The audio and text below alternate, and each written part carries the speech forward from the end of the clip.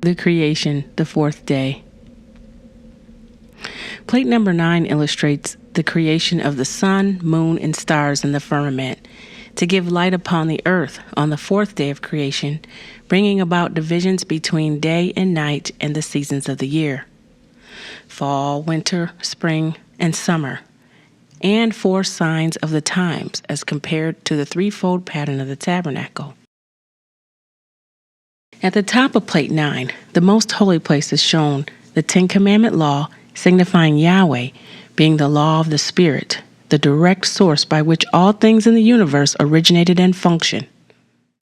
It is also verified in the pattern of the tabernacle, where Yahweh Elohim told Moses to place the tables of the law in the Ark of the Covenant, which is a figure of the throne of Yahweh. By this law of the Spirit of Yahweh, the planets were formed and placed in their orbits to rotate and revolve in relation to the purpose and plan of Yahweh. The sun, moon, and stars were to bring about day and night along with the seasons of the year and the signs of the times, in comparison to the threefold pattern of the tabernacle as seen in the vision of the creation by Moses. The earth revolves once every 24 hours, bringing about day and night, as previously shown in plate 6 of the first day of creation. Darkness, which he had called night, is comparable to the chaos in the outer court that covered the face of the deep. This also is revealed in the outer court of the pattern of the tabernacle, where physical sacrifices were offered for sin.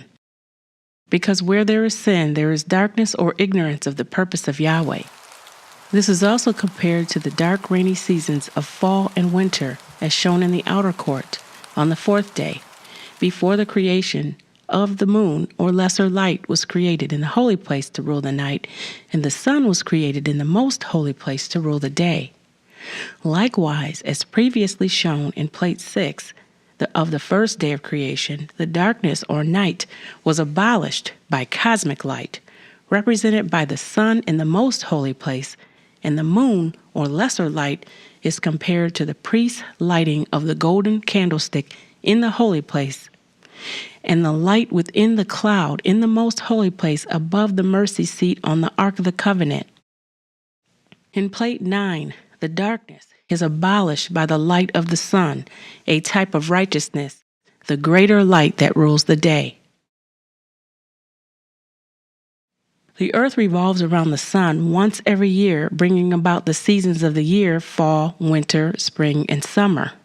Shown in the outer court, plate 9 is fall and is comparable to the fall of the sacrifices slain on the altar of sacrifice in the pattern of the tabernacle. Likewise, the inorganic earth and also the crucifixion of Yahshua the Messiah, a sacrifice for the sins of the world.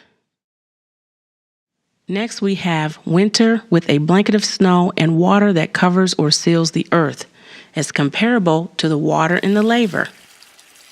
Likewise, water that covers the face of the deep, and also the stone that sealed the tomb of Yahshua.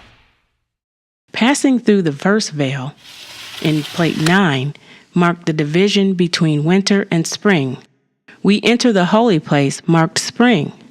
Herein is where the warm rays of sun, symbolic of spirit, removes the covering of snow from the face of the earth that quickens the seed of vegetation, causing it to sprout, just as the priest was anointed with oil, symbolizing spirit, and entered into the holy place. Likewise, the waters were removed from the face of the earth on the third day, and the seed of vegetation was quickened or resurrected by the spirit that moved on the face of the waters. Also, the stone was rolled back from the door of the tomb of Yahshua, and the Messiah arose a quickening spirit. Passing from the holy place to the most holy place, we have summer, when the vegetation grows into maturity, bringing forth fruit, as the psalmist David said in Psalms 1 and 3, Holy Name Bible, "And he shall be like a tree planted by the rivers of water, that bringeth forth his fruit in his." This was also shown on the Day of Atonement, when the high priest entered the most holy place, and his offering was accepted of Yahweh. Again on the third day, when the vegetation groweth into fruition, and likewise of the Messiah ascending into heaven, being the first fruits of them that slept. Yahweh Elohim made the stars and placed them in the firmament as shown on the second veil in plate 9, representing angels as compared to the angelic figures woven on the second veil and around the four sides of the interior walls of the pattern of the tabernacle.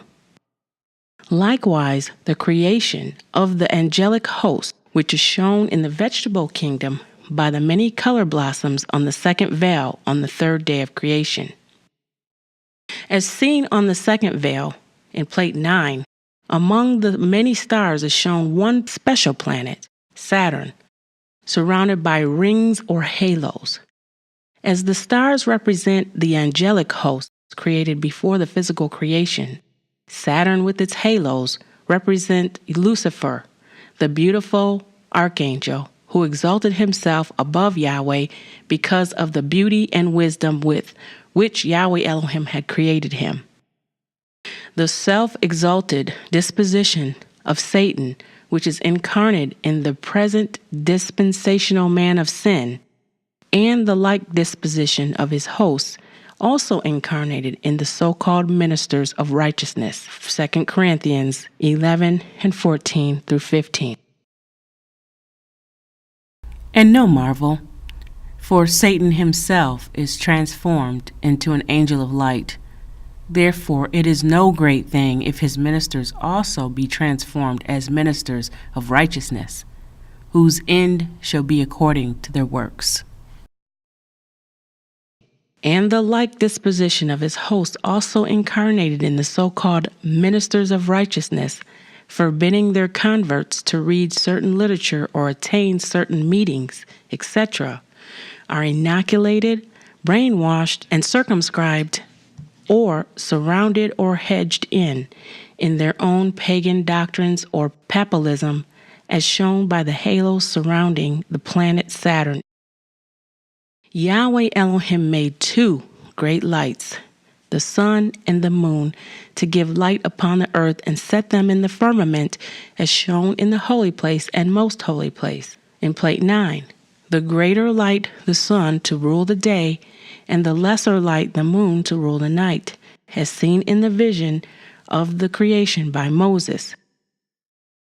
We do know that Yahshua the Messiah, the Son of Yahweh, was manifested in the earth in the end of the fourth day or 4,000th year.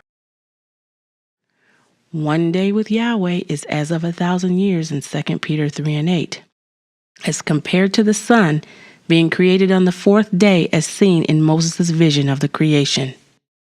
The sun, which was manifest in the earth on the fourth day, established the division between the seasons, according to the purpose of Yahweh, from darkness called night to light, which is called day, as the Son of Yahweh also manifested in the earth on the fourth day, or 4,000th year, showed forth the division between unrighteousness and righteousness.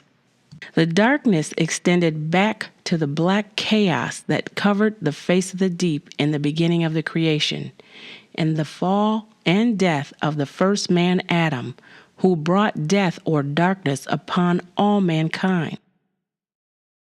1 Corinthians 15 and 22. For in Adam all die, even so in the Messiah shall all be made alive. The dispensation of the law, which was by works, is typified by the moon, and the dispensation of grace, which is by faith, is typified by the sun with the Messiah, the true light or sun, married to his wife, the church, which is his body. This was revealed to John in Revelation 12 and 1, which reads, And there appeared a great wonder in heaven, a woman, the church, clothed with the sun, the Messiah, and the moon, the law, under her feet, and upon her head a crown of 12 stars. Thus the evening and the morning were the fourth day.